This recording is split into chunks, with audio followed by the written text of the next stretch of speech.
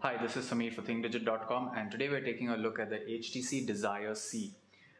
This is HTC's budget phone. It costs a little less than 15,000 rupees, and it's quite a well-built phone for its price and its size. The rear has a nice sort of rubbery feel to it, which is very good. The downside is that it's white in color, so it's going to get dirty quite easily.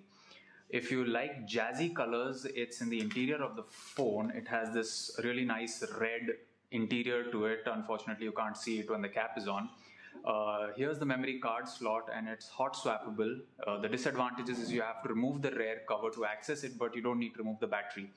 Below the battery rests the SIM card slot. It's a single SIM phone. In terms of other connectivity options, it has the volume rocker to the right. To the left is a micro USB port, and the top houses the on, off, sleep, wake switch and the headphones jack. There are three touch sensitive buttons at the bottom of the screen, which are back, home and the multitasking button. These are found on HTC's One series as well. It's kind of a standard HTC button layout.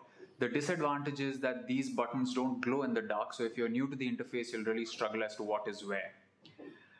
In terms of the other features, the phone has a 3.5-inch screen. The resolution of the display is 480 by 320. It's good in terms of getting the job done because it's such a small display. The resolution really doesn't stand out as bad, but it's when you're browsing the web or reading text when the effect is really shown. In terms of its performance, as you can see, the interface runs very smoothly. Apps run well as well. But it is only when you try to get the device to do quite a bit of multitasking that is when you will see the device lag a little bit.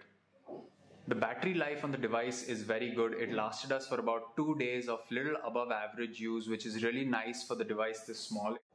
The HTC Desire C runs on Android 4.0 Ice Cream Sandwich, which is Google's operating system, and the device is skinned with HTC's Sense user interface. The Sense UI is one of the better user interfaces that is available in the market.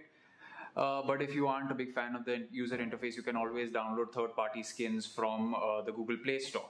Speaking of the Play Store, the device ran almost all the apps we threw at it. There were absolutely no hiccups. But yes, when you run too many apps in the background, the device does lag. This is because under the hood, it just has a 600 megahertz processor with 512 MB of RAM. It's enough to get apps to up and run, but when you're doing some heavy multitasking or the apps may just take a little longer to load than you're used to. The processor speed is not really reflective if you're doing everyday things, but once you start using the device as a smartphone, you will start to see a bit of a lag.